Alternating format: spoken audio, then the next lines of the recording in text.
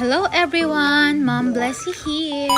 And for today's video, ayan, magluluto tayo ng adobong atay balunan. So ayan yung mga sangkap na ginamit ko. Walang suka dyan pero nilagyan ko yan ng suka. So ayan, pinakuluan ko muna yung balunan para mas lumambot na siya.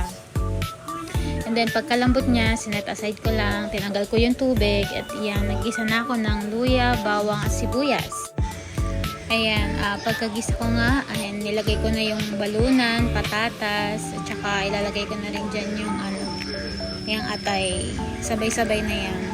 Then nilagyan ko na yan ng tubig para may sabaw. At ayan, nilagay ko na rin yung dahon ng laurel, pamintang, pino, at ayan, ang toyo. Ayan, sabay-sabay na yan para isang kulo na lang.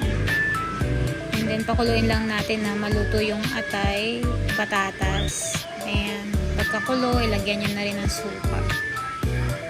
Tapos, ayan, pakuluin mabuti. Pag nilagyan ng suka, ilagay na rin ng konting oyster sauce at sugar. And then, luto na ang masarap na adobong atay.